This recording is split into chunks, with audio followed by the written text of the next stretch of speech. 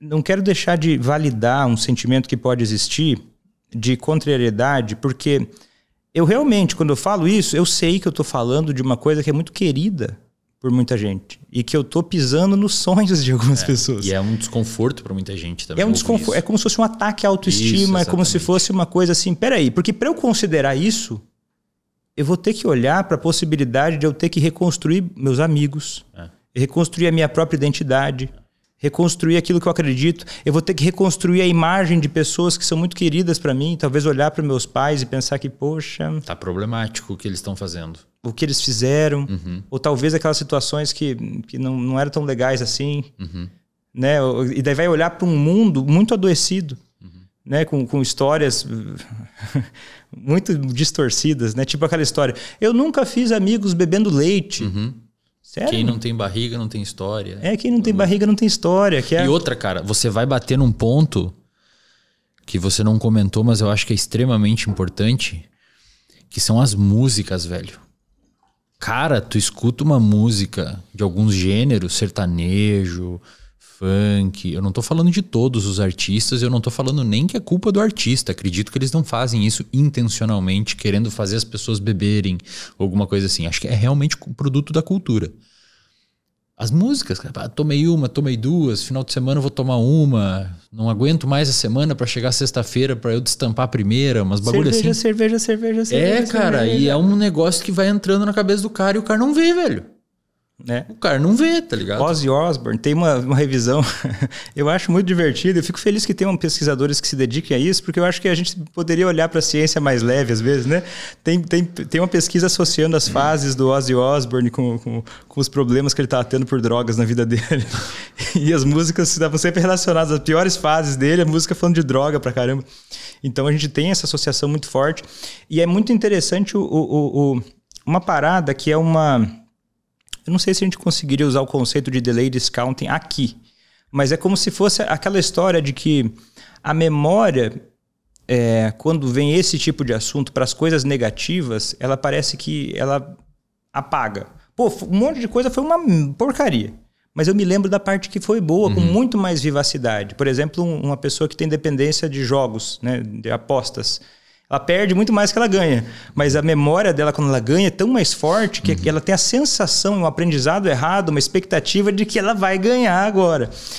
Quando você vai ver os artistas, poxa, a vida deles é horrível. E olha quanta gente que foram gênios da música e morreram por drogas muito cedo, álcool principalmente relacionado. Né? Independente do gênero musical. Mas sempre vai ter alguém que vai falar que, olha, mas o cantor X... ele não teve isso, sem nem conhecer muito a história da pessoa também, né? Mas com certeza as músicas influenciam muito nisso. E a garotada acaba indo nesse embalo, né? Porque, de certa forma, a música, ela faz ela constrói uma possível realidade que o sujeito pode ter no final de semana, e essa realidade não tem uma música legal falando, não vejo a hora de chegar o final de semana para dar uma corrida, tá ligado? É verdade.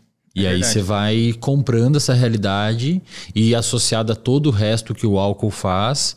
Pouquíssimas músicas, inclusive, falam até sobre, no final de semana vou dar uma corrida, mas eu já vi algumas músicas discutíveis falando sobre algum esporte, assim, tipo, tal, jiu-jitsu e tal, não sei o que, eu já vi uma ou outra.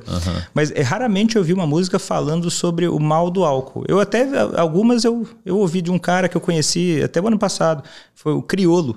Já ouviu o Criolo? Ele tem músicas interessantes sobre o álcool. E Black Alien, falando também um pouco sobre dependência química, né? São novidades, né? O Black Alien, que era o grande amigão Marcelo D2, né? Discutivelmente alguém que já esteve associado ao uso de substâncias, né? E deixa eu te perguntar uma coisa. Como é que funciona no Brasil, assim, porcentagem de pessoas com problema com álcool? Muda de estado? Você sabe algum dado assim, mais ou menos? Cara, os dados do Brasil, eles são bem interessantes, porque tem as maiores pesquisas que tem populacionais de questionários com as pessoas, tem um N de 3 mil, 5 mil, usando DSM-3, DSM-4, e olha lá, os critérios mais ou menos.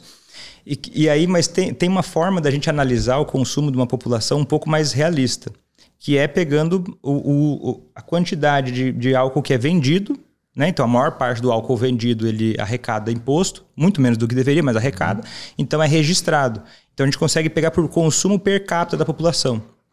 A gente tem dados de que metade da população brasileira não bebe nada. O que é meio difícil. A maior parte dos países, a maior parte das pessoas bebe, pelo menos uma vez por ano. Pô, metade do Brasil, dos adultos, não bebe. E quando a gente vai diluir o Brasil, a gente olha e o dado não parece tão alarmante. Mas quando a gente vai considerar a população que bebe, o Brasil é campeão. Ele é o primeiro ou o segundo das Américas em consumo de álcool per capita da população que bebe. São menos bebedores, mas bebem bem. Bebem mais do que outros países. Inclusive, os estudos mais recentes, teve até um estudo do grupo de pesquisa do Arthur Guerra, do CISA, que tem um relatório anual sobre o álcool. O relatório desse ano do CISA estava falando sobre os jovens que agora estão bebendo menos. Eu ia chamar essa pauta depois. Só que é interessante que, apesar de os jovens estarem bebendo menos, um pouquinho menos, as pessoas que bebem estão bebendo mais.